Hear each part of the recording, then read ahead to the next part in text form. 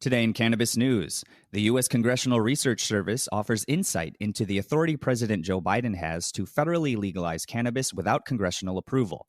Montana state authorities suggest stringent additional regulations for those employed in its cannabis sector.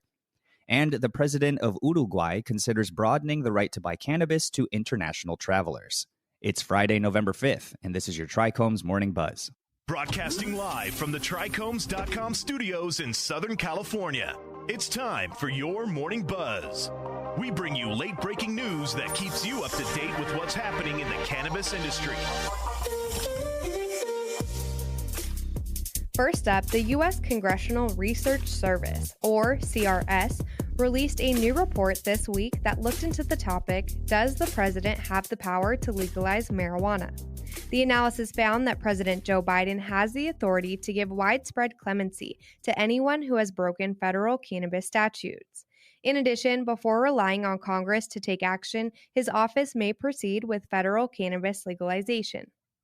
CRS determined that President Biden could instruct federal departments to examine altering the scheduling of marijuana or changing their enforcement approach.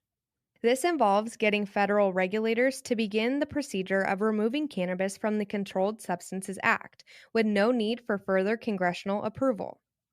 According to CRS, Biden is unable to unilaterally declassify cannabis individually, contradicting what others, such as Senate Budget Chairman Bernie Sanders, have speculated that a presidential administration may do so with executive orders.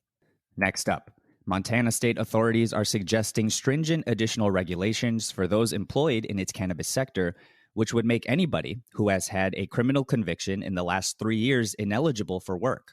This would include infractions which are now allowed within the state's recently passed legislation, such as simple possession of cannabis. The Montana Department of Revenue put forward guidelines this week that included a number of aspects that constitute grounds for suspension or revocation of a worker permit. This encompasses every conviction, guilty plea, or plea of no contest to a criminal offense within 3 years of the application or renewal. The restriction includes all infractions on any provision of the marijuana laws in Montana or other states. Last year, Montana voters passed recreational cannabis legalization, and the governor enacted the law in May. Last up, President Luis Lacalle of Uruguay, the world's first nation to federally authorize the cultivation, purchase, and use of recreational cannabis, is exploring the move to broaden the right to buy cannabis in clinics to international travelers. Citizens of Uruguay may legally enroll to purchase a maximum of 40 grams of cannabis monthly at licensed clinics, cultivate cannabis plants at home, or join cannabis cooperatives under existing laws. The goal, according to Deputy Tourism Minister Remo Manzelio, is not to advertise Uruguay as a cannabis tourism nation, but to direct travelers from illegal distribution to the legalized sector. However, according to a 2018 study, the vast bulk of cannabis consumers still buy it through the illicit market.